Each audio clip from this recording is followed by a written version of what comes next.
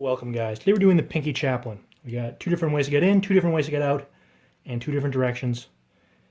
We have the old throw and catch, which looks like that. And we have whatever you want to call that. So let's get into it. Here's a slow-mo.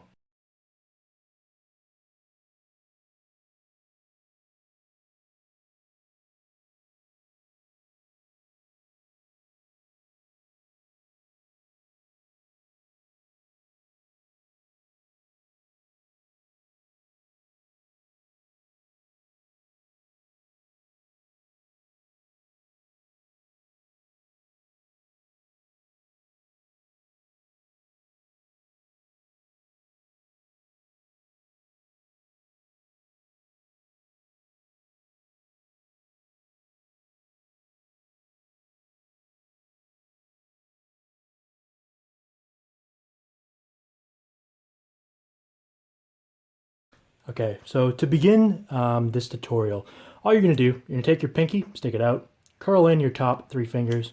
You're going to take the safe handle, place it over top of your pinky. You're going to go into the Pinky Chaplin, and then that's all. That's the whole tutorial, guys. You're done. You've mastered the Pinky Chaplin. Just kidding. The coolest part about the Pinky Chaplin is how do you get into it and how do you get out of it. And so that's what we're going to be talking about today. But for real, what you want to do is you really do want to do this. You want to put the knife over your pinky, and you want to just get familiar with the Pinky Chaplin rotations. If you don't know the regular index Chaplin, this is going to be basically impossible, and so you have to learn that. You have to be able to master the index Chaplin and the vertical Chaplin in order to learn this, I'd say. So if you can't just place the knife on your pinky and do this rotation, you're probably not ready. So go learn the regular Chaplin tutorial. Okay, so once you have mastered that, I'm just going to get you to flip the knife around and just go into some reverse Chaplins. Don't worry about catching it. Don't worry about anything. Just place on your pinky and go into some reverse Chaplins just to get the feel of how it feels. And I think that's one of the best ways to get started. Okay, so now you are able to do regular Pinky Chaplins. You're able to do reverse Pinky Chaplins. And let's get into the interesting part, which is how do you get into them and how do you get out of them. Okay, so to begin, we're going to start off by just hanging on to the safe handle in a standard grip, right? So my thumb is 3/4 away at the handle, my four fingers are on the back, and all I'm going to do, I'm going to take the bite handle, I'm going to flip it over the back of my hand, I'm going to take my pinky, place it in front of the safe handle, I'm going to close the back of the blade on my pinky, I'm going to release with my other fingers, and hey, look where we are ready to do the Pinky Chaplin. So once again, what that looks like, flip the bite handle out, pinky goes in front, blade goes on top of your pinky, and away you go. Now, the easiest way to stop it, as you saw there, this will be very intuitive to you if you've already mastered the index Chaplin. All you're going to do is, midway through the rotation, you're just going to extend your top three fingers. The safe handle is going to hit, and that's going to stop the blade, of course. And then the easiest way to get out of it is just to take the bite handle, fling it over top of your index finger, insert your thumb, and close, just like that. And so what that looks like,